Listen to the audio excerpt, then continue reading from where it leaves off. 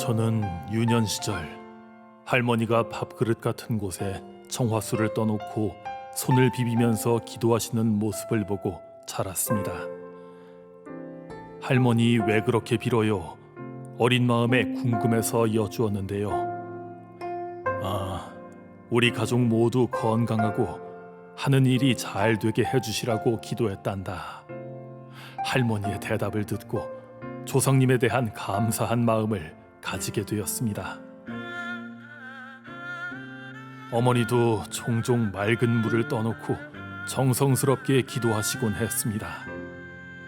할머니는 매년 초파일마다 농사지은 쌀을 보자기에 싸서 머리에 이고 절에 가셨습니다.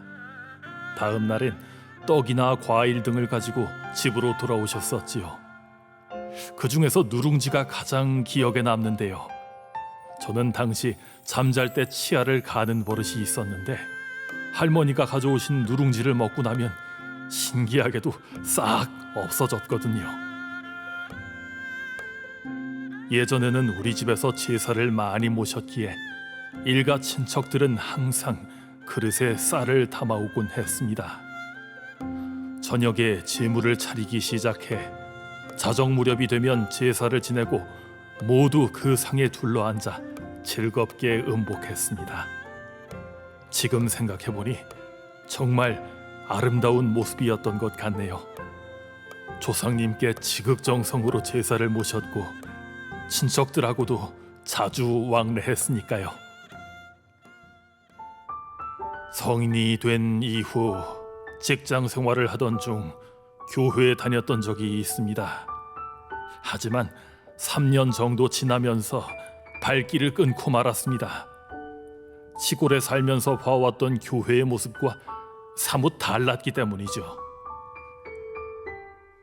이후 사업을 하면서 난관에 봉착할 때마다 지인이 소개해준 용한 무속인을 찾곤 했습니다.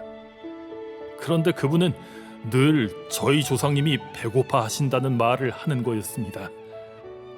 풍족하지 못한 형편이었지만 모른 채 할 수 없어 두세 번 제사를 올려드렸습니다. 150에서 350만 원 정도 비용이 들었죠. 하지만 사업은 부도가 나버렸고 전 재산이었던 집 2채도 허공에 날리게 되었습니다. 가장으로서 가족들에게 큰 상처를 주고 말았던 건데요. 열심히 살면서 신뢰를 회복하려고 했지만 마음대로 되지 않았습니다.